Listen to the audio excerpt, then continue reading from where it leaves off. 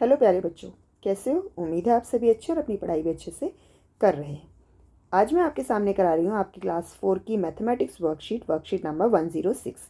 ये आपकी 9 नवंबर 2021 की वर्कशीट है और इसमें आज हम पढ़ेंगे estimation of distance between two locations, यानी कि जो दो दूरियाँ उसके बीच में समय का हम या डिस्टेंस का हम दो जगहों के बीच की दूरी का हम अनुमान लगाएंगे। एस्टिमेशन मतलब होता है अनुमान लगाना, ठीक है। तो दो जगहों के बीच की दूरी का हम अनुमान लगाएंगे। तो वर्कशीट शुरू करने से पहले आपको आपकी क्लास, आपका नाम और आपकी टीचर का नाम लिखना है। क्लास के साथ आपको अपना सेक्शन भी मेंशन करना है। तो आइए शुरू करते हैं आज की वर्कशीट नंबर 106। पहला प्रश्न है चित्र पहेली। दिए गए चित्रों को एक जैसा बनाने की कोशिश की गई थी, परंतु बनाते समय चित्र 2 में कुछ गलतियां हो गई। आप किन्हीं 3 गलतियों को ढूंढकर अपने अध्यापक या अध्यापिका के साथ साझा कीजिए। तो 3 गलतियां आपको बतानी है। तो पहली गलती है जो आयत है, इधर देखिए, इस आयत में कोई डिज़ाइन नहीं है, यहाँ पर आयत, तो ये आयत गलत बना है, ठीक है, आयत गलत है। अगला है आपका, आयत गलत है। दूसरा है ये देखिए तीर का निशान, यानी कि तीर का निशान नहीं है, तीर का निशान, ठीक है। और फोर्थ नंबर पे ये जो ये फूल जैसा निशान है, ये फूल यहाँ पर एक्स्ट्रा है, यानी कि अधिक बनाया हुआ है, अधिक फूल है, ठीक है। तो आप 3 गलतियां बता सकते हैं। आयत अलग है, यानी आयत गलत बना हुआ है। उसके बाद तीर का निशान नहीं है, और चौथा ये जो फूल सा बना है ये नहीं है, ठीक है। तो अब आगे बढ़ते हैं और हम करते हैं अगला क्वेश्चन। पहला अब है हमारा आगरा की सैर। हमने पिछली कार्यपत्रिका में लंबाई नापने की 2 इकाइयों के बारे में जाना, मीटर और सेंटीमीटर। आपको क्या लगता है, क्या किन्हीं 2 नगरों या शहरों के बीच की दूरी भी इन इकाइयों से नापी जा सकती है? हाँ या ना? नहीं नापी जा सकती, क्योंकि मीटर और सेंटीमीटर जो है हम वो छोटी चीज़ को नापने के लिए करते हैं, और 2 शहरों के बीच की दूरी जो होती है वो हम मीटर या सेंटीमीटर में नहीं नाप सकते। मीटर में नापा जा सकता है, पर उसके लिए हमें बहुत बड़ा मेजरिंग टेप चाहिए, तो उसकी जो दूरी और होती है वो हम किलोमीटर में नापते हैं, तो हम नहीं नाप सकते, नहीं पर उत्तर आएगा, ठीक है। तो किन्हीं 2 स्थानों के बीच की दूरी को मापने के लिए इनसे बड़ी इकाई का प्रयोग होता है, जिसे किलोमीटर कहा जाता है, ठीक है। मीटर और सेंटीमीटर से बड़ी इकाई होती है किलोमीटर, जिससे हम दूरियां नापते हैं। तो 1 किलोमीटर में 1000 मीटर होते हैं, और अगर 1000 मीटर होते हैं तो सेंटीमीटर कितने हुए, आप अपने आप काउंट कर लीजिए, क्योंकि 1 सेंटीमीटर कितने मीटर होते हैं, 100 मीटर होते हैं। तो उसे हम उसी तरीके से काउंट करेंगे तो ये बहुत बड़ा डिस्टेंस हो जाएगा। तो हम दूरी जो होती है 2 शहरों के बीच की दूरी, 2 देशों के बीच की दूरी, उसे हम किलोमीटर में नापते हैं। तो हम आगे देखें।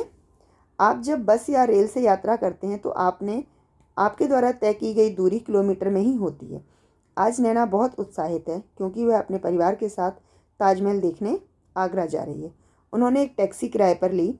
नैना के पिताजी ने उसे आगरा पहुंचने के 2 अलग अलग रास्ते बताए। 2 रास्ते बताए हैं उन्होंने। पहला रास्ता है, वो दिल्ली में रहती है, तो एक रास्ता वो ये वाला फॉलो कर सकती है, दूसरा रास्ता वो ये वाला फॉलो कर सकती है, ठीक है। तो पहला रास्ता जो है वो पलवल से होते हुए जाएगा, जो आगरा पहुंचेगा, और दूसरा रास्ता है जो मुर्शादपुर से होते हुए जाएगा और आगरा पहुंच जाएगा। अब उसका डिस्टेंस कितना है, देखिए, दिल्ली से मुर्शादपुर पहुंचने में उसे 50 किलोमीटर लगेंगे, और मुर्शादपुर से आगरा पहुंचने में 166 किलोमीटर लगेंगे। फिर यहाँ से दिल्ली से पलवल पहुंचने में उसे 61 किलोमीटर लगेंगे, और पलवल से आगरा पहुंचने में 143 किलोमीटर लगेंगे, ठीक है। और वो आगरा पहुंच जाएगी और वो ताजमहल देख लेगी। तो अब क्वेश्चन क्या है हमारे पास, देखते हैं।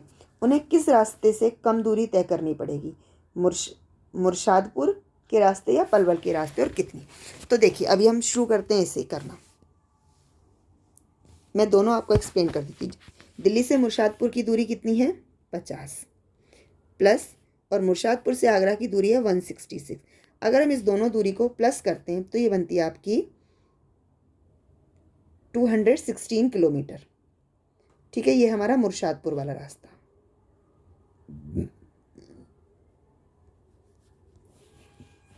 अगला है हमारा पलवल वाला रास्ता। दिल्ली से पलवल की दूरी है 61 किलोमीटर, और पलवल से आगरा तक की दूरी है 143 किलोमीटर। तो टोटल दूरी कितनी बनेगी, 204 किलोमीटर। ये हमारी है पलवल वाली, ठीक है। तो अब इसमें से डिस्टेंस किसका कम है? ऑब्वियसली परवल वाली की दूरी का डिस्टेंस कम है। और कितना डिस्टेंस कम है वो हम इसको माइनस कर देते हैं, यानी कि 2, 1, यानी 12 किलोमीटर का डिस्टेंस कम है अगर वो पलवल वाले रास्ते से जाते हैं, और पलवल वाले रास्ते से जाने से वो जल्दी भी पहुंच जाएंगे। ठीक है, तो इसका उत्तर आप लिख सकते हैं पलवल। उन्होंने पूछा ना कौन सा रास्ते कम दूरी तय करनी है, तो पलवल वाले रास्ते से कम दूरी तय करनी है, और कितनी? 12 किलोमीटर। ठीक है, अगला प्रश्न है, उन्होंने पलवल के रास्ते से जाने का निर्णय लिया। यदि टैक्सी 1 घंटे में 50 किलोमीटर की दूरी तय करती है तो बताइए क्या वो 4 घंटे में आगरा पहुंच जाएंगे या नहीं? आपने कैसे पता लगाया? अपने तरीके को नीचे दिए गए बॉक्स या अपनी कॉपी में लिखकर अपने अध्यापक या अध्यापिका के साथ साझा कीजिए। देखिए, किसी भी चीज़ का पता लगाने के लिए हम उसे डिवाइड कर देते हैं कि एक चीज़ है, हम 4 लोगों में बांटना चाहते हैं तो वो कितनी कितनी आएगी, तो हम उसे अगर भाग दे देते हैं तो आ जाती है। हमारा डिस्टेंस कितना है पलवल वाले रास्ते का? 204 किलोमीटर। ठीक है, अब 1 घंटे में टैक्सी कितना चलती है? 50 किलोमीटर चलती है। तो 4 घंटे में वो कितना चलेगी? सबसे पहले तो हम यहीं पे देख लेते हैं। तो 4 घंटे में कितना चलेगी? 50 गुणा 4, यानी कि वो चलेगी 200 किलोमीटर। और हमारा डिस्टेंस कितना है? 204 किलोमीटर। तो यानी कि वो नहीं पहुंचेंगे। वो कितना दूर रह जाएंगे? वो 4 किलोमीटर दूर रह जाएंगे। इसका एक तरीका ये है। इसका दूसरा तरीका मैं आपको यहाँ समझा देती हूँ। देखिए, टोटल डिस्टेंस है हमारा 204 किलोमीटर, और 50 जो है वो 1 घंटे में चलती है, तो 50 चौके 200 होता है, यानी कि वो 4 किलोमीटर दूरी पर रह जाएंगे, यानी कि वो नहीं पहुँचेंगे। ठीक है, तो आप लिख सकते हैं नहीं पहुँचेंगे। और तरीका आप जो इनमें से जो भी आप करना चाहें वो आप बता सकते हैं।